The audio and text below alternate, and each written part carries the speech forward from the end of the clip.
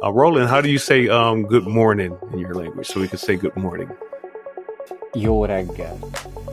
Hungarian is actually one of the hardest languages for foreigners to learn. So I guess there aren't too many people learning Hungarian. It's a really great way to validate any kind of business and to build a community. So when we launched the Chamaileon product, we prepared for it for, I think, 1.5. Thank my audience for joining us. Visit Vegas Places with Coyal. I have one question to all my small business owners. Who's handling your business emails? If you're a growing small business, you know that email design, production, and approval is time consuming and vital for companies. My guest holds the future of emails. If you have not created an email design system for your brand yet, you need to stay tuned. My guest has created a handy guide to setting up your email design system. I'd like to welcome my guest, Roland Pokornik, and he's the owner of Chamaileon IO Software, all the way from Hungary. Thank you for joining us, Roland. Thanks for having me, Coyal. That's no problem. Especially this late for you and the big time difference that we had to overgap. Yes. So I'm happy Yes, to be it on the is. show. And I hope this will be useful for your audience. Thank you. This is the blessings of technology, modern technology. Audience, Roland is in Hungary. We're here in the United States. It is 10:30 p.m. Pacific time here. He's 8:30 in the morning. So this is a good workout for us right here, and we're still able to pull this off. Roland, how do you say good morning in your language? So we can say good morning. Jó reggelt. Hold on, say it one more time for me. Jó, yeah. That's easy. Jó. Reggelt. Jó ágret. Reggelt. Okay. Reggelt. You gotta know how to roll the tongue a little. Yeah. Hungarian is actually one of the hardest languages for foreigners to learn. So I guess there aren't too many people learning Hungarian. That's right. Thank you. But Roland does possess a special skill that we all need for our small business, big business entrepreneurs, anything that has to do with online or email. Now, in the simplest form, Roland, what is an email design system?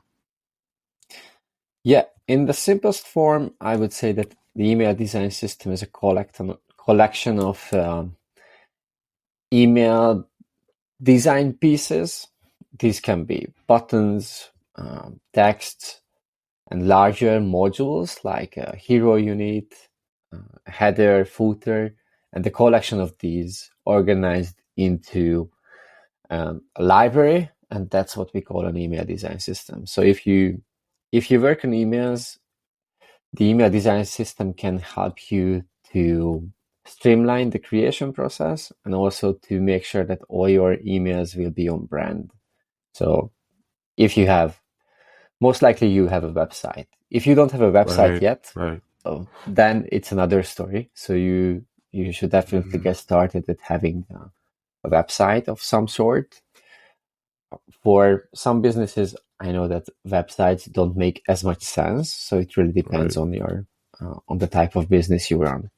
But if you do email marketing, you should set up an email design system for yourself, which can be pretty simple. If you're running a small business, I don't think that you need to oversweat it. So this can be something really simple.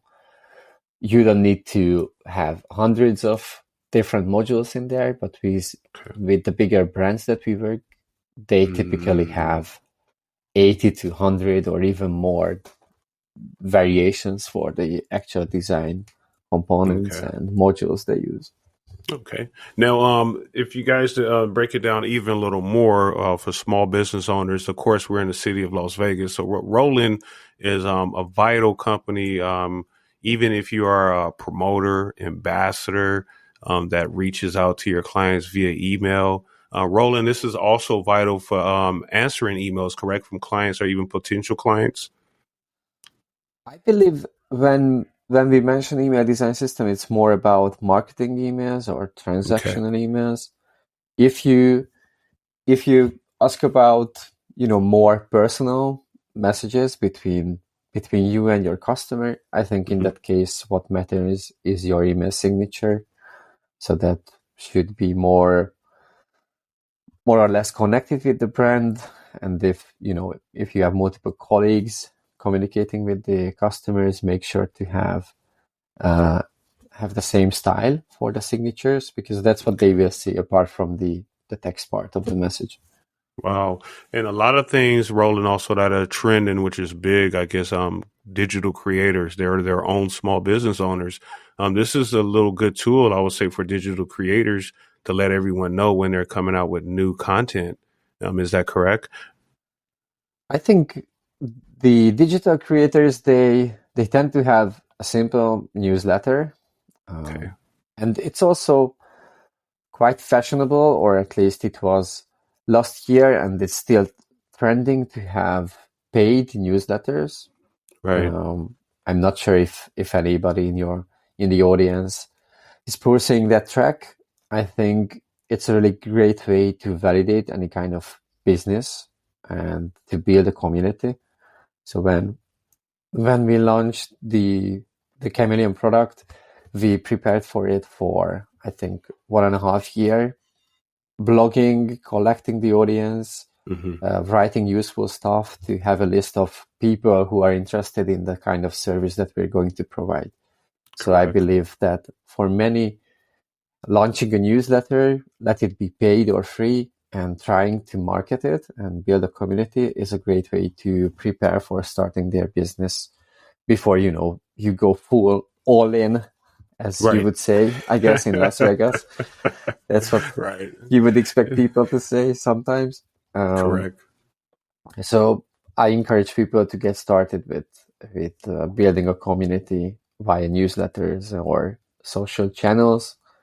And when the time comes, of course, there's a way to build your design system. If you're just starting out, you won't rely on a solution like Chamaileon that we provide.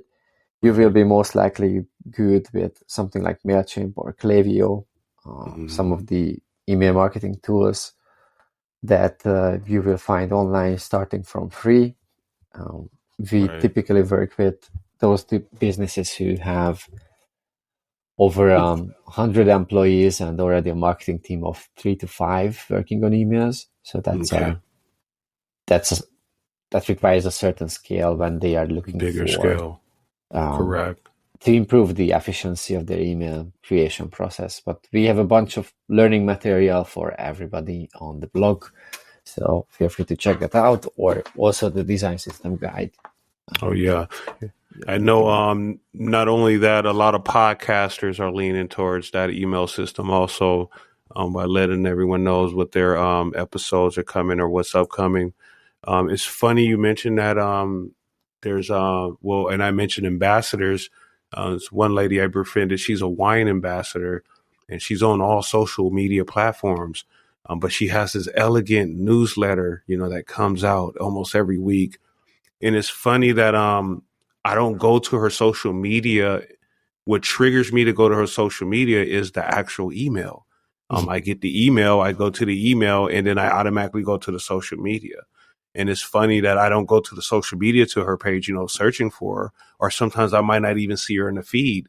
That email is more effective than anything. When I receive it, it triggers me to go to the social media. Yeah, it's actually way more efficient still. There were a bunch of articles when Facebook was booming that it's going to kill email, but nothing seems to be killing it still. Right. And it's just so much harder to stand out on social channels than in an inbox, although inboxes are really crowded too. So, and our company focuses on email design, but before there are some things before the actual design of the email that you need to nail, like the sender name. You need to build your reputation so people will open your email. Right. So subject line matters a lot, and there are many things like just the first glance. That's when you will decide if you want to open an email or not. So I think it's a challenge also for email marketers to grab Yes. attention, but it's even more challenging in social media because, Right. for example, in Facebook, I think if you don't pay, then you won't be seen, and that's what Facebook really transformed into after they became a public company several years ago. Right. And now I think organic reach for Facebook pages is really low. I used to manage a couple of pages, I Okay. think like 10 plus years ago. Then it made sense, but now not really. Or Right. only if you manage to come up with some sort of a meme, that's when you can grab attention, but that's really rare. Right, it is. And you are right. Cause I've been on Facebook. This is actually June marked my 11th year anniversary. And when I came on, I was doing music back then. So actually all my fans now I converted over to my business, which are all my loyal fans from back when I started, and that's from Facebook. And it's a lot of that audience on Facebook that's only on Facebook.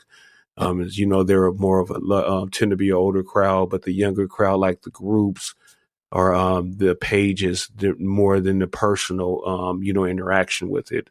They're more of a business aspect of it or searching for more wisdom or knowledge. They're like you say, a meme, a quick meme, which will Yeah. trigger them to go somewhere else. And it's funny, the presentation of the email is important. It's just like presentation and personal. Because like I was mentioning with her emails, if I would have opened a couple, there are other emails I get, and like I can see that it's not catchy, and I'm going to delete it. And either going forward, I'm going to delete it, and then the next step will be I'm subscribing. When it's interesting like hers, if I'm even busy and I'm missing out, I will start to save it to go back, so that because it's that presentation, and I know she always has something that's going to pop or something that's interesting that will make me go, further. So that is important as far as the presentation. Now, you did mention as far as on a bigger scale, you do guarantee to give business owners 90% of their time back. Explain your current process of your real-time collaborations with companies, with their teams. So when we mention real-time collaboration, it means that those people who use the product, the email creation platform, it features a drag and drop email design interface that even people with no technical background can easily use to build emails. Okay. So they can use this interface together if they were using Google Docs. There are more and more software tools that are prepared for this real-time collaboration. I think this was what made Sketch and Figma successful over Photoshop, for example, just to give. Right. And that's what we implemented into the platform, which is really important for teams when they want to create something fast. We see that it's really useful for example, for media companies who produce a bunch of newsletters or publishers also, so they can quickly finish up the newsletter before the strict deadline, which is usually, let's say, 5 a.m., which can be really tricky to have a bunch of people together in the office or at home at that early time.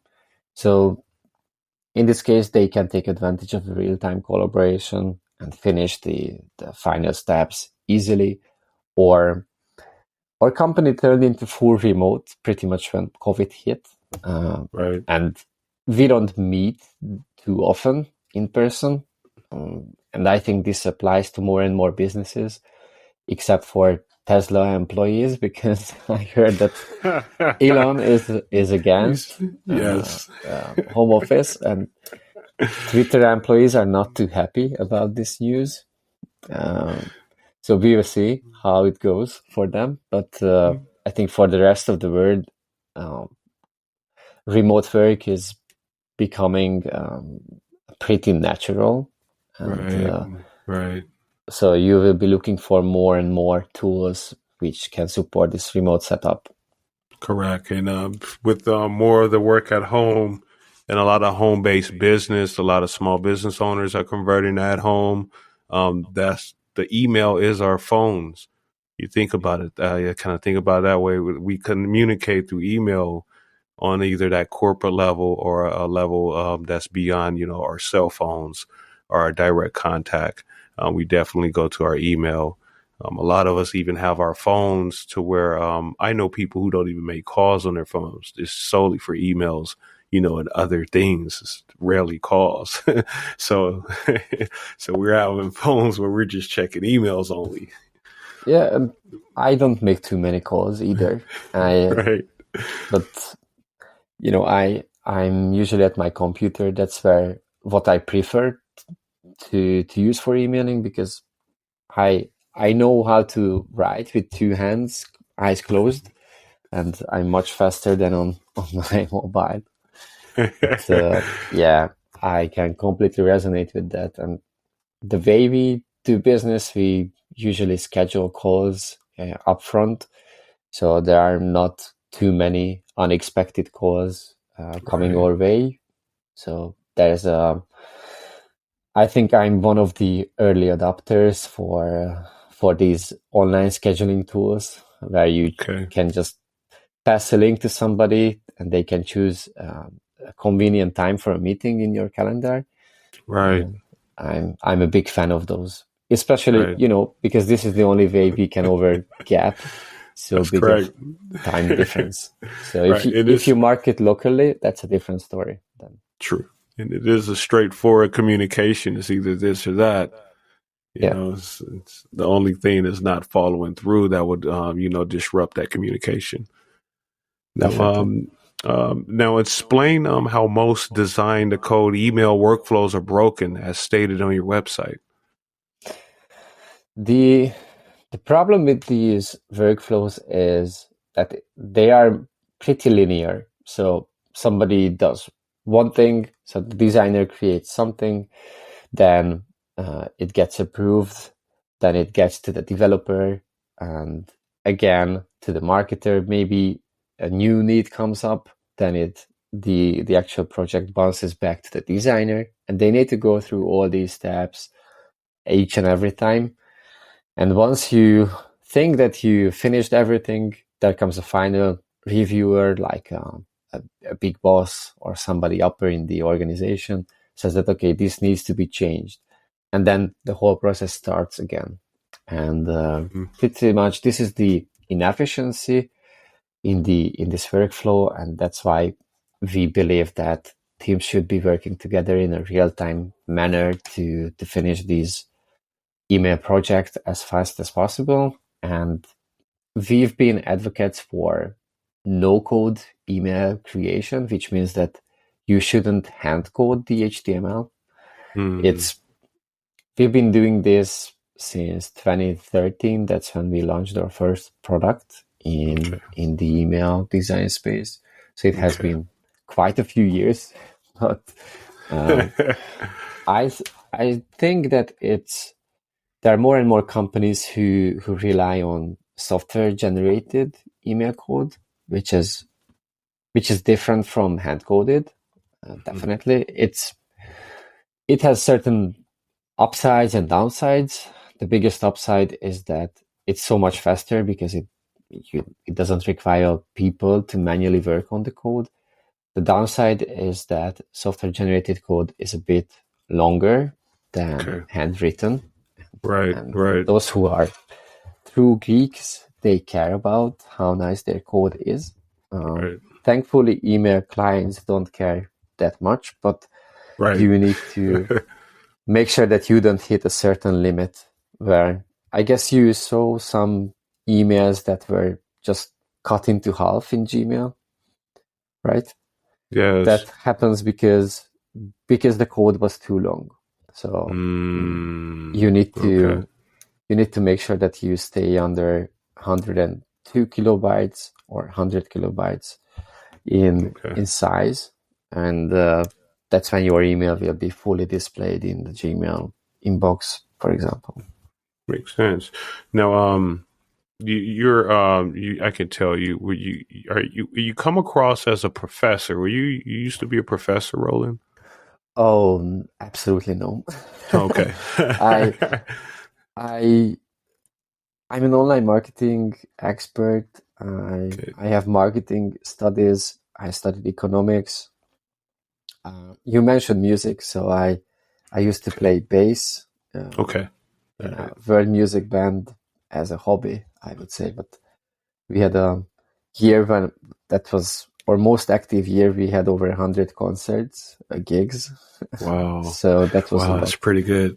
Yes. So no, I'm not a professor. I'm not the teacher type, to be honest, but I try to make things understandable for those who might not know as much about the topics that I'm talking about. So maybe that's why I come across as a professor, but no. Yes, you're doing a good job. This is Roland now, company Chamaileon. I love that name in the audience. If you listen, it's like the animal chameleon that blends in. How did you guys come upon the name? Long story short, actually, we when we started the business, we had an early investor join us Okay. in 2013, and we launched with a different name. That's a different product. It's called EDM Designer, which didn't turn out to be a too lucky name, because in Hungary we used the abbreviation EDM for electronic direct mail, and it turned out that nobody uses this in US or primary market. Right. But they do in Australia and the eastern Okay. part of the world. Okay. So after a few years, we decided to launch a new product, and we pretty much just reverted to a name idea that became from the original early investor, this Okay. Chamaileon, because it's the lovely animal matched with the email expression in the middle. It's a fun name. I don't think that it's the best name ever. So whenever I will launch a new product, it will have an easier to pronounce and remember name, because we Okay. struggle with that. All right. All right. Those people who speak Spanish, they tend to say chameleon, because Chameleon. that's how you would do it. Right. Right. So it's not the I best one. So I anybody, love the name. Yeah, it's very catchy. And then also with the business, you guys, with his services, I think of the Chamaileon. He also integrate with all platforms, so you don't have to switch from your current providers. It integrates all in with one platform. And Roland, could you give my audience your social media handles and your website? our website is chameleonio.io. I think you will have it in the show notes. I surely will. The Twitter is also Chamaileon, I believe, _IO. And my Twitter is ROLFYC.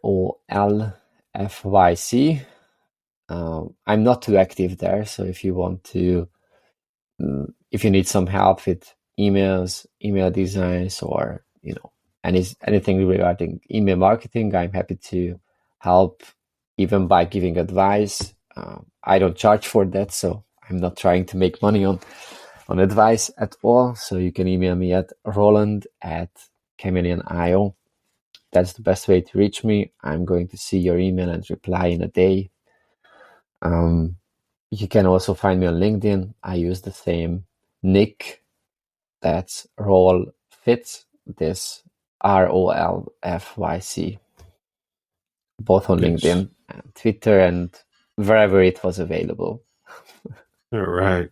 And of course, you guys that are listening, you can go right into the show notes. If you have time and you're not driving, go right into the show notes. You click on to his link, or in the comfort of your own home, you go ahead and click right into the links and also the email address.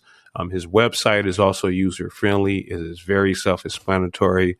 I've been searching on it all day, learning all the services. So when you go to his website, everything he has laid out is very self-explanatory. And again, you can reach out to him and he will contact you within 24 hours. Roland. I appreciate that, Roland. Before I let you go, I know we're across seas. We're going to get into this or that. We're going to get a little personal with the audience, and I'm going to give you a choice of either this or that, usually a trending topic. And you let me know your preference. And then I'm going to take it light on you. We're going to see how very, very Vegas you are. Audience, Roland hasn't been out here yet, so we're going to take it light on his question. It's not a right or wrong answer. Is just educate our audience on the history of Vegas. Okay. So this or that, we have Roland all the way out in Hungary. Your choice, Roland, for fast food, would it be McDonald's or Burger King if you had a choice? Oh, that's a tough one. To be completely frank with you, I don't go to any of these too often. Right. But if I have to, I go to McDonald's. McDonald's, okay. Usually, it only happens when there's some party and it's early in the morning and you want to have something fast. But since I'm getting older, I have 2 kids, wife. I don't do that too much. That's right. So, but I would go to McDonald's. That's cool. You guys have both establishments out there, correct? Yeah, of course. Yeah. And I usually go only for cheeseburger, nothing else. That's right. Are there any menu items that you guys have that we wouldn't have out here in the States? Yes, that's part of McDonald's marketing strategy. So they have a bunch of different items. Yes. They do a great job, and I think Burger King does too. I just prefer McDonald's because it's typically faster, at least here. Right. If you're in a rush, that's easy to grab. You mean faster there? They're faster here too. I think McDonald's is more in tune in their process than Burger King. So yeah, McDonald's is very quick. Then Burger King out here also.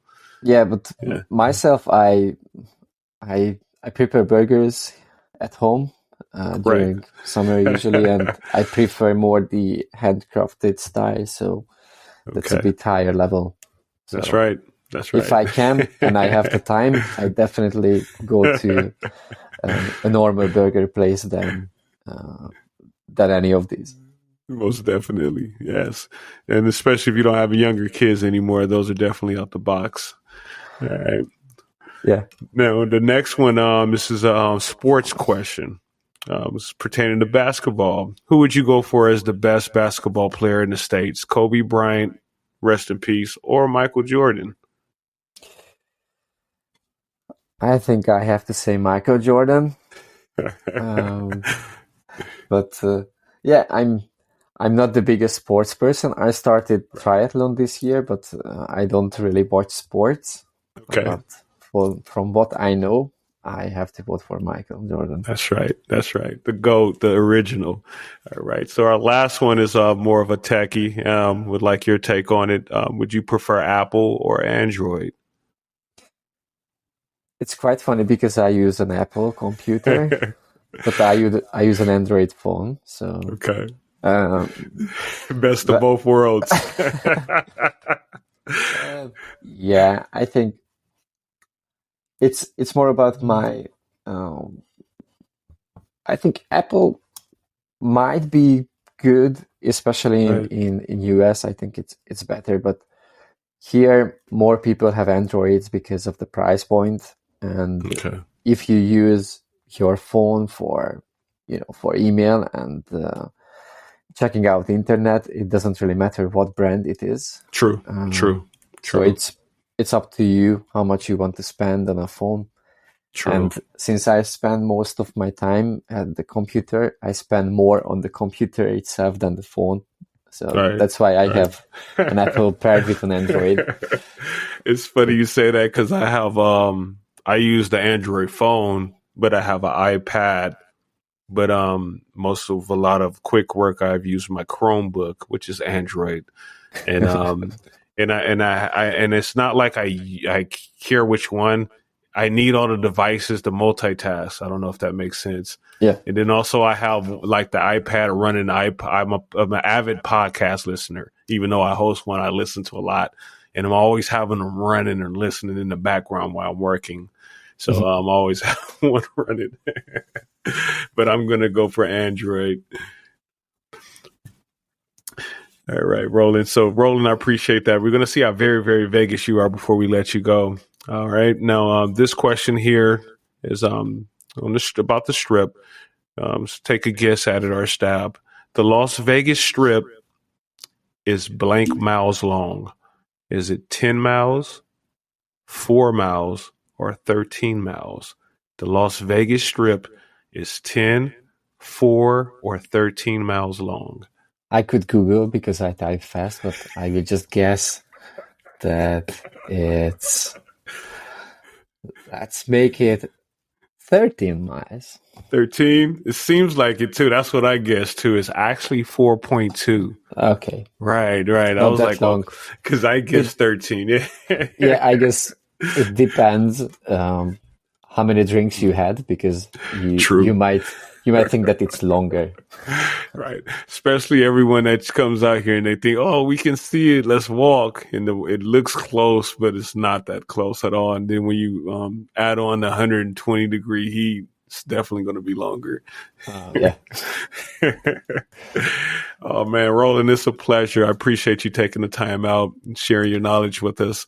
Definitely when you come out here to Vegas, you do have a contact now. So make sure you make way out here. Definitely. And I know I will want to come out there. I know I have a contact in you. If I come out there, y'all, he's all the way out in Hungary. I want to thank you, Roland, for coming and joining us. Hit me up, and thanks for having me. No problem. You guys check out Roland again for your email systems. His everything's right here in the show notes. Just click right there at your convenience. And when you have time, I want to thank you guys for joining us. I will see you guys next Friday. You guys could have been anywhere, but you chose to be here. I love you guys, and you guys take care. Thank you, Roland. You take care. I'll talk to you, Roland. Take care. Okay.